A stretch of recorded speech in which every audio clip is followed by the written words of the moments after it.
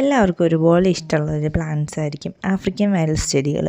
കാരണം എന്താ വെച്ചിട്ടുണ്ടെങ്കിൽ ഇത് ഇൻഡോറിൽ നന്നായിട്ട് വളർത്തിയെടുക്കാൻ പറ്റുന്ന ഒരു ചെടിയുമാണ്. അതുപോലെ തന്നെ ഇതുപോലെ നിറഞ്ഞ് പൂക്കളിട്ടുകൊണ്ടിരിക്കുന്ന സീസൺ ഇല്ലാത്ത ഒരു പ്ലാന്റ് കൂടിയാണ് ആഫ്രിക്കൻ വയലറ്റ്സ്. അതുപോലെ തന്നെ ഇതിൻ്റെ പ്രൊപ്പഗേഷന് വളരെ ഈസിയാണ്. നമുക്ക് അതിൻ്റെ പുതിയ ഇലകൾ എടുത്തിട്ട് വേറെ പ്ലാന്റ്സ് ഉണ്ടാക്കിയെടുക്കാനായിട്ട് സാധിക്കും. ഈ ഇലകൾ എടുത്തിട്ട് മണ്ണിൽ കുത്തി വെച്ച് കഴിഞ്ഞിട്ടുണ്ടെങ്കിൽ അതിൽ നിന്ന് പിന്നെ ബേബി പ്ലാന്റ്സ് ഉണ്ടായി വരുന്നുണ്ട്. കൂടാതെ ഇതിൻ്റെ ചുവട്ടിലായിട്ട് തന്നെ ഒരുപാട് പുതിയ സീഡ്ലിങ്സ് ഉണ്ടായി വരും. അത് നമുക്ക് അതിൽ നിന്ന് മാറ്റിയെടുത്ത് നട്ടിട്ടുണ്ടെങ്കിൽ പുതിയ ചെടികൾ ഉണ്ടാക്കിയെടുക്കാൻ പറ്റും കേട്ടോ. ഇതിന് കുറച്ച് കെയറിങ് ആവശ്യമായിട്ടുള്ളൊരു പ്ലാന്റാണ്. വെള്ളം ഒരുപാട് ആവശ്യമില്ലാത്തൊരു പ്ലാന്റാണ്. അതുപോലെ തന്നെ പോട്ടി മിക്സ് എടുക്കുന്ന സമയത്ത് നമ്മൾ എന്തെങ്കിലും ഓർഗാനിക് മാനോ ചേർക്കുന്നുണ്ടെങ്കിൽ തന്നെ വളരെ കുറച്ച് മാത്രമേ അതിൻ്റെ ക്വാണ്ടിറ്റി ആഡ് ചെയ്യാനായിട്ട് പാടുള്ളൂ.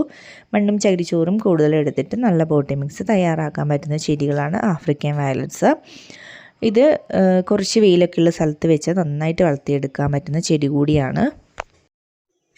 ഇതുപോലെ ഒരു ആവറേജ് സൈസുള്ള പോട്ടിലൊക്കെ നമുക്ക് ഈസി ആയിട്ട് വളർത്തിയെടുക്കാൻ പറ്റും കേട്ടോ ഈ ചെടികൾ.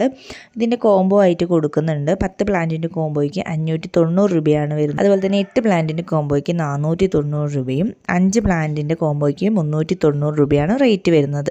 ഈ ഒരു പ്ലാന്റ് സൈസ് ആയിരിക്കും നിങ്ങൾക്ക് അയച്ചു തരുന്ന ചെടികൾ. അപ്പോൾ ഓർഡർ പ്ലേസ് ചെയ്യാനുള്ള നമ്പർ സ്ക്രീനിൽ കാണിക്കുന്നുണ്ട്. അതിലേക്ക് നിങ്ങൾക്ക് ഓർഡർ പ്ലേസ് ചെയ്യാം.